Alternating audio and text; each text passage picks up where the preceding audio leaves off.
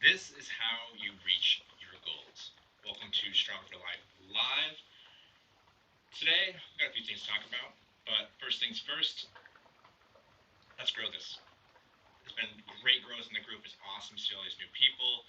Uh, let's keep that going. Like I said, we're going to be doing a giveaway at 300 members. We just cracked 200 pretty quickly, so that's awesome to see. So we'll do the giveaway when we hit 300. So let's get to that point as quickly as we can, and then give some free stuff away. Who doesn't love free stuff? Free stuff's great.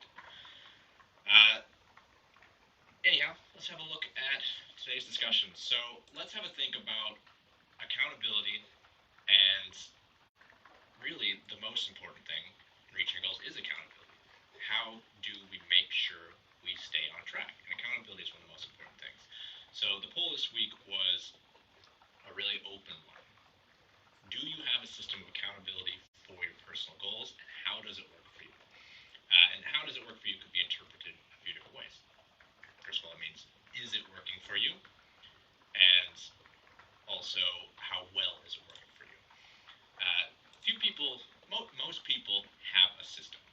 And I think that's really key. A lot of these people are very high achievers and they're working hard towards reaching certain goals. And ultimately, having that accountability to keep them on track is going to be key. You have to be accountable to someone. And I've said this many times on many platforms, being accountable to yourself is not enough. We will always cheat ourselves. As one of my clients, Gab, said in one training session, she said, if I wanted to take it easy, I'd train myself. And she could. She's a qualified PT. And that's the truth of it. I always come back to that quote because it's true. We'll always take it easy on ourselves if we don't have a level of accountability to an outside person, structure. It could be a structure system. It could be like a habit tracking app. It can be accountability buddy, friend, coach, PT, family, whatever. But having some outside of yourself, external accountability, is super important to making sure what you want in life happens the way you want it to happen. So let's dig into a few of these answers here. Majority of people, let's see. So Ella is talking about having a coach, otherwise telling friends or partner about goals. And that way they ask about how she's going with it all, help keep them accountable, and that's a great system. There's a few of my clients in here saying, I have my goals, and I hire a coach, me, to keep them on track with that. Shawnee has mentioned that his partner keeps him on track. And that's it. We have someone outside of ourselves.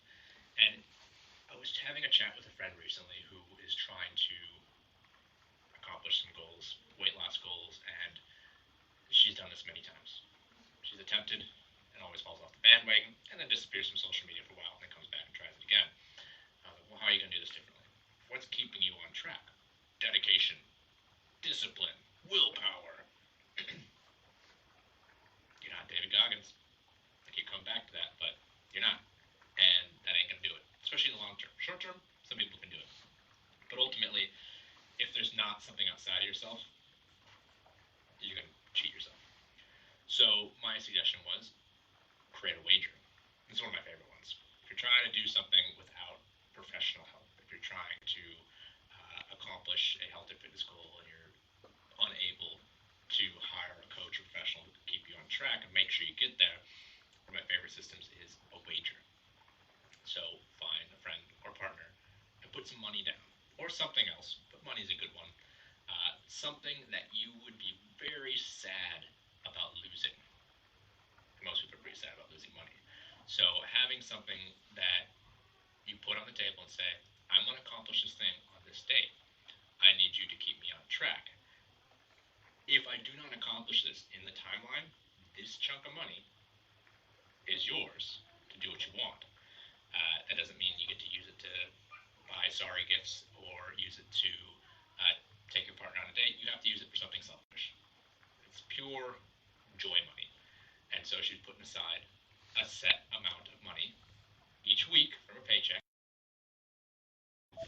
that goes to that fund at the end of the timeline. That money is hers to use as a savings for whatever she wants if she achieves this goal. Otherwise, her partner gets it. And it's also sort of on social media, which is a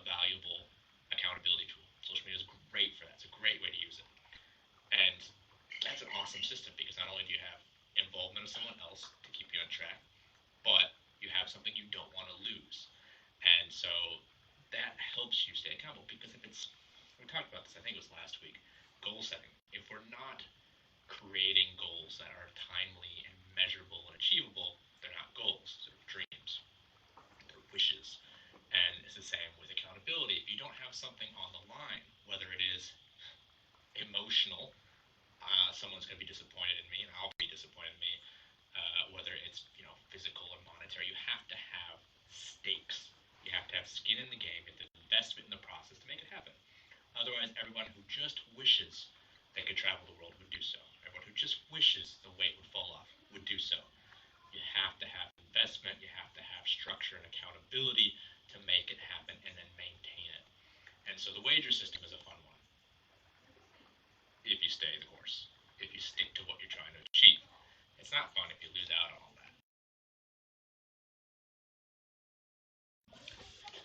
So it's a good one. Now, Tommy Reynolds in the group, he had an interesting one. He said he doesn't exactly have accountability system. He says he has a North Star written down somewhere to remind himself. It's very useful when there's a lot going on. Beautiful. Having that sort of axis mundi, the North Star, the central pillar that keeps you on track, is excellent. And this sort of comes down to, like, you can be very serious. Comes down to another tool I like to use with people is a vision board. I recommend vision boards all the time for people who are visually oriented and want something to keep them focused. Having the accountability and the potential loss, disappointment, or shame that comes along with being failing in your endeavor. I know these are all dirty words, shame and failing, but they're part of life, and they do provide a useful tool if we use them well. As long as we're not just punishing ourselves, which is a whole other conversation. But having a central or dedicated point you're trying to reach, something you can look at, like a vision board, can keep you on track. And I like to recommend that to people who are into that sort of thing. You can make collages on your phone, you could cut things out of newspapers and magazines, print them off. But having something similar to like a affirmation, but visual, that you can look at each day and be like, this is what I'm trying towards. This is why I'm working. This is what I'm doing. And for those with families who are very family oriented, we see that every day in our children and our spouses, where we want to be better for them. And so that can keep you on track too. That's your North Star. That's your axis mundi. That's the thing that keeps you on track, because every day you see them and I can hear mine out there having a mope. You can see them and go, yeah, that's why I'm doing what I'm doing. And so having a vision board as well, something that says, this is who I'm trying to become, this is what I'm modeling myself after, is another good system. It doesn't necessarily create accountability, but it gives direction. And then you can introduce something like a wager, something like a coach, or some sort of external force to keep you on track while you use that to stay focused and motivated. So lots of little systems here that can really help with making sure we're staying on track. Because like we've said before, consistency is everything. Alright, I think that pretty much covers all of the things in the poll. Let's see here. Group's been going great this week. It's awesome to see all the interaction. Big announcement, of course, is the Strong for Life coaching team. So it's been a long time coming. Most of you out there in the group have seen Abby around, who is the nutritionist. And then I brought on Shawnee. And Shawnee is a PT I used to work with in person. And I've had him sort of picked to be a coach with me for quite a while now. And it's just taken a bit of time to get all those systems up. But now we have a full Strong for Life coaching team. So if you're working with me, you're working with all of us. We've got nutrition consult with Abby. We've got assistant coaching and programming with Shawnee. Have a look at that post. I've got something up on Instagram. It's in the Facebook group. It's on my Facebook page. Read their stories. Check out their profiles. Super interesting, great people who are going to help everyone get where they want to be in life. So have a look at that. It's awesome to have them on the team, and I'm hoping to continue to grow this team. But right now, we've got a bunch of professionals waiting to help you. So feel free to reach to any of us. And those of you new to the group as well, please expect a welcome message. So one of us is going to get in contact and welcome to the group, and we've got some free resources for you as well. So keep an eye out for that. One other thing I did want to mention, I had my weekly group coaching call with my clients today, and we had a really good question on weight loss. And you've probably seen a few of my clients in here talking about that. But the question was, as someone who has spent a significant amount of time focusing on losing fat, how do you deal with the scale changing now that you're trying to gain muscle? And that's tough. There is no easy options there. You spent so long invested in this process, and then you think you see it reverse. And to not turn this into a great big thing, because we could talk about this for a very long time, the biggest issue is, of course, making sure we understand where and why and how that change in the scale has happened. So, rule of thumb, 3 kilos of fluctuation across a day or two is usually water weight. If you're low carb and you've had more carbs, you're going to hold more more water in your muscle, more fluids in your muscle because you've replenished your glycogen. If you've been very low on the salt and then you've had a salty meal the night before, you're going to hold more water in your body. Not a bad thing, it's just a normal thing. We need that water. So keeping in mind what fluctuations in your normal diet and lifestyle have happened recently is key.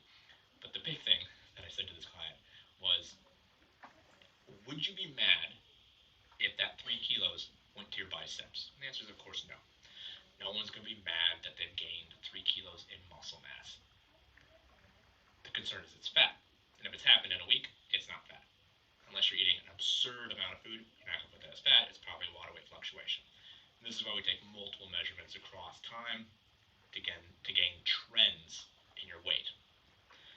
Now, the big thing to do then is ascertain where this weight is coming from. Look at abnormalities in your diet and your lifestyle. Have you been more stressed? Is your cortisol high? That can help you store more water, more likely to hold water, more likely to seek out sweet things.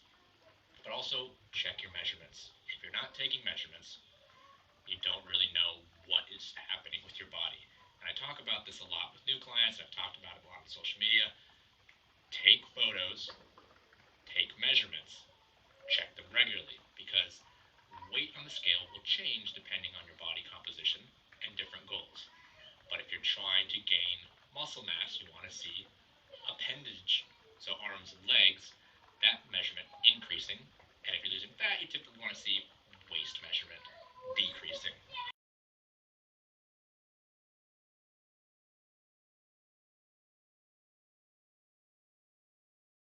There's a mad toddler running around outside.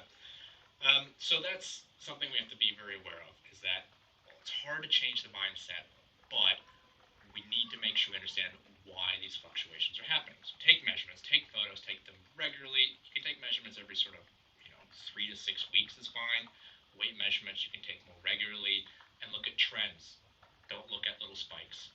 Don't look at the acute stuff. Look at how things change over time, and then you can really see how you're trending. And the better you understand the situation, the better you can deal with the change in mindset as well. So always take metrics. One of the things I want to do as well is just mention I've got a really great star client interview coming up next week. So Kate, who's here in the group, is one of my clients who is a mom with 2 kids, stay-at-home mom, and it's just great. I think there's a lot of you that will really resonate and understand the difficulty of trying to balance kids, school drop-offs, home, with also taking charge of your health and fitness, maintaining a healthy, strong body. And I think a lot of you really like this. So this will be a great interview. I'll drop that in next Wednesday on interview day, like I normally do. That's going to be awesome. So super cool interview. Going to mention a few clients, give them some props for all their hard work. Andrew and Kamal out there, you see them in the group sometimes, just incredibly consistent. It's super awesome to see their progress and just how dedicated to the process they are, and getting as strong and muscular and jacked as they can be. And it's always awesome to see that, and we take those regular measurements and we can see the progress, and it's great. So I want to make sure they're recognized for that. And Tracy, who is new to the team, so she's joined on, maybe a month ago now, and she is just doing a great job with the process of recording and learning and being coached and constantly improving and taking on board the feedback. And every week there is improvement in quality of movement, in her strength, and in her weight, which is her primary goal here. So also want to make sure Tracy is recognized for that. So folks, that's probably it for today. Thank you very much for tuning in. As always, feel free to drop questions, thoughts, conversation starters, whatever you like in the comments. And for those of you that are sitting out there going, how do I get more out of my life? How do I get stronger? How do I get leaner? How can I climb mountains and look good naked at the top? Which is always the goal for me. If you're sitting there and you're like, how do I do those things? Just shoot me a message. Let's chat. Let's sort of get some clarity on your goals and see if we can figure out some strategies for you. So always feel free to reach out to me or anybody on the Strong for Life team. So thanks again for tuning in, and we'll chat soon.